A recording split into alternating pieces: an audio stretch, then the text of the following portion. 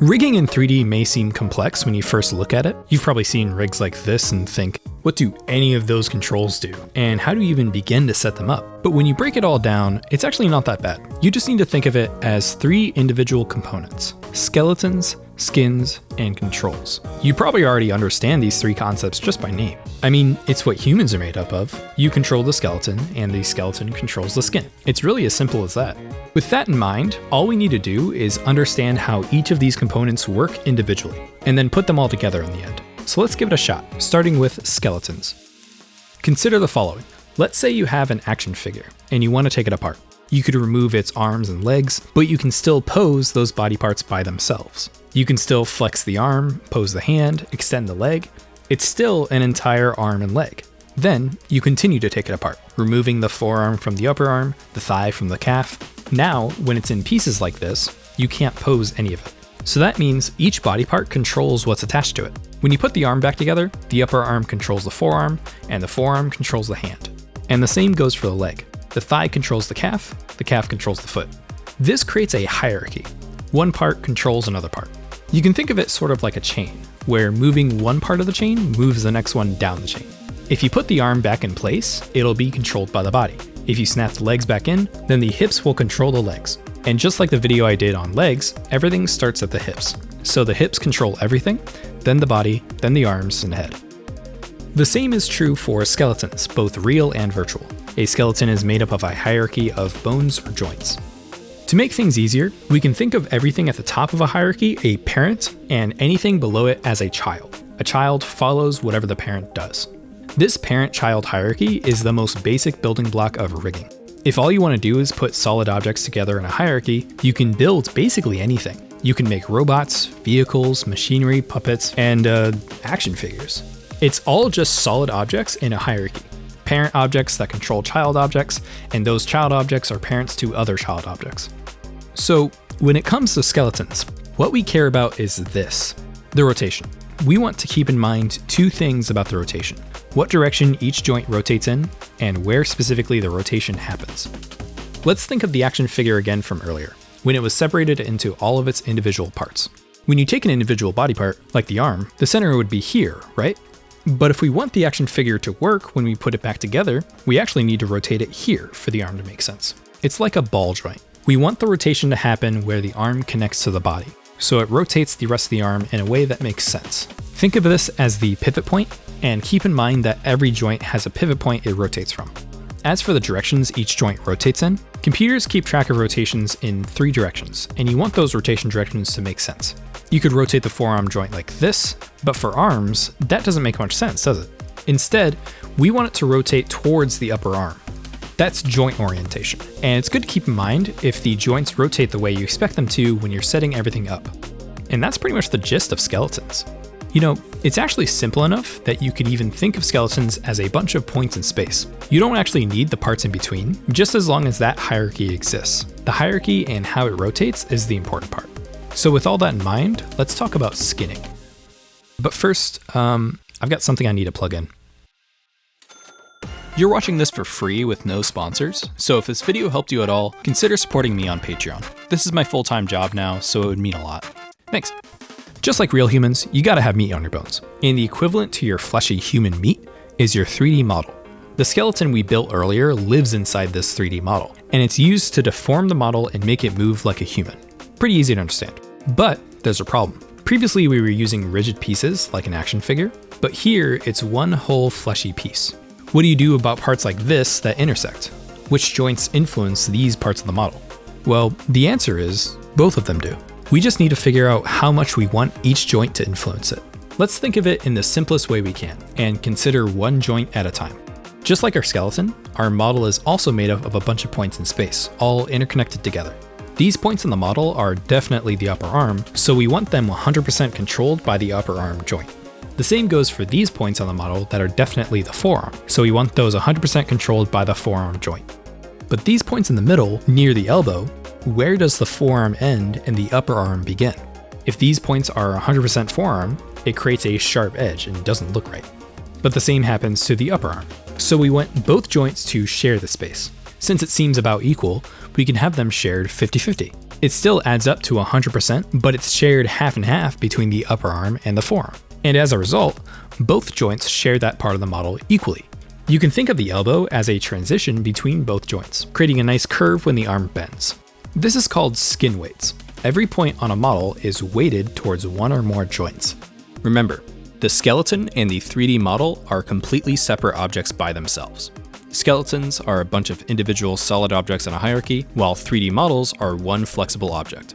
What we're doing is connecting them together and applying that hierarchy to that 3D model. Now, it may seem a bit complex to do this to every point on a model, but consider this. What if you could paint the influences onto that model? For example, let's say this brush is linked to the upper arm joint, and every point we paint with that brush adds 50% to that point.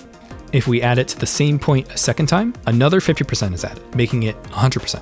Then we switch to a brush for the forearm. We can paint the elbow just once for 50% and the model's actual forearm twice, so it's 100% influenced by the forearm joint.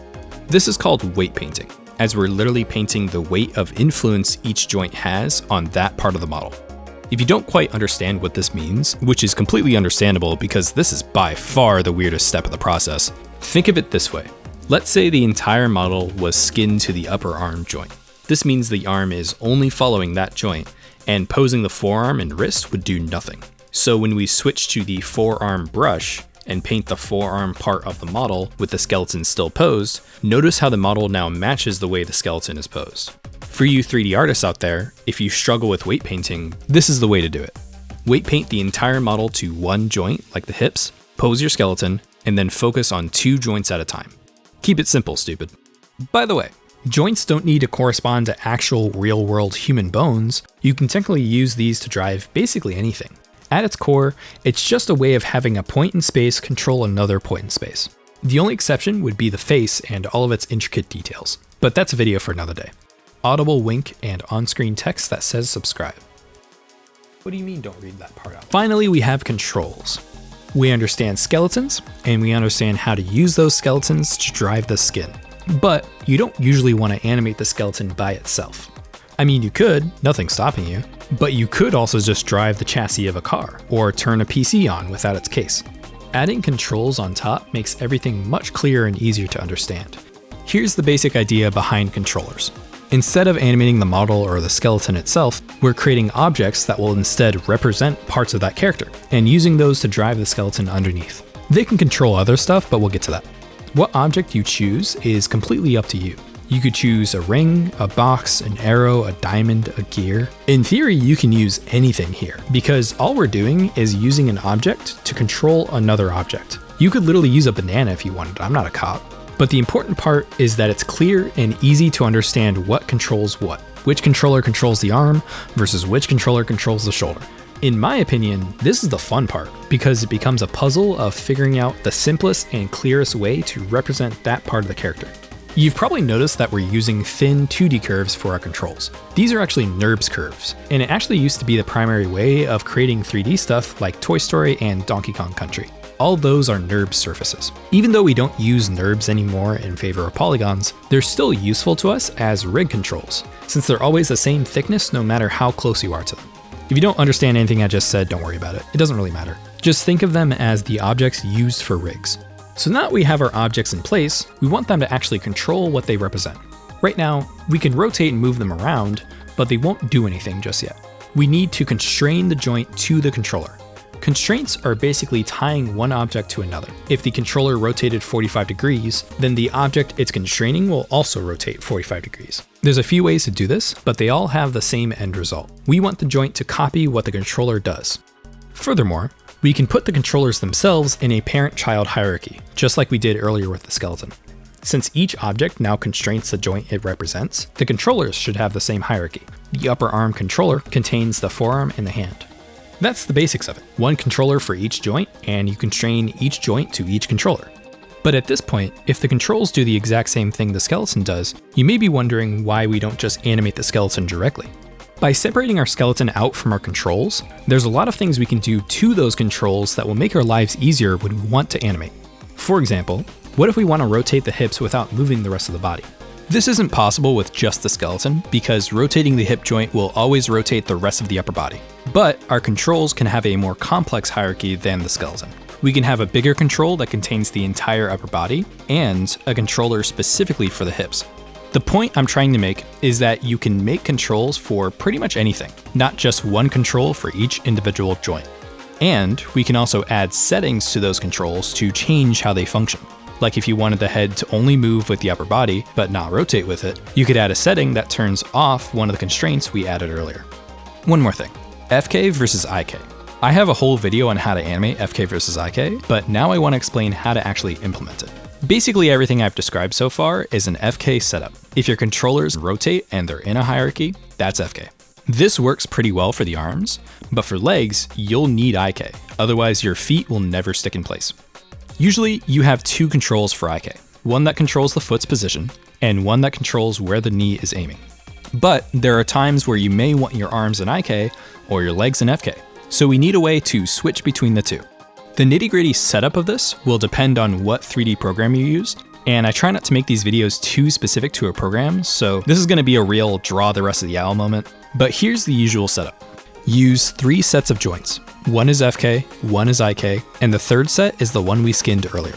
The FK and IK sets of joints work like normal. They're still attached to the character and they have their own sets of controls, but only the skinned set of joints actually affect our model. Then we can set up a toggle that can turn on and off. When the toggle is off, the skin joints rotations match the FK joints rotations. When the toggle is on, it matches the IK joints rotations. You could do this with constraints, drivers, expressions, set-driven keys, whatever works for your 3D program. But you just need some way to create a toggle somewhere and have it linked to those 3 sets of joints. We can create a small control next to the arm or leg that holds this toggle and any other settings we need for the arm. This is pretty common with a lot of rigs, and is what I meant earlier that controls can be pretty much anything. And I mean anything. There's way more beyond the scope of this video, and it's all just super cool. You could have the feet roll automatically, or have the spine stretch and compress, or set up automatic positions for the fingers. If you want to go beyond rigging into vehicles or quadrupeds, then those have their own unique issues too. I love this stuff. It's a little complicated to learn at first, but it's all just so satisfying, like finally solving a complex puzzle. When you're new to it, it can all seem confusing and repetitive. These 3 steps, skeletons, skinning, and controls, are mostly the same for every character. But when you understand those 3 steps, you can eventually do them with your eyes closed. And then after that point, everything you implement is completely unique to what you want out of that character. In a way, rigging is its own form of art. It combines engineering with animation and UI. It can be expressive and creative, trying to elegantly condense complicated controls into something that's easy to use and understand. Or it can be super complex and you can show off your skills with the fanciest ideas and implementations. You can make rigs without a single line of code, or program entire auto rigging software to do it all for you. It's a massive, vast world of possibilities, and it's all just to bring characters to life. And in a way, I just find it all very beautiful. And now I hope you do too. Thanks for watching.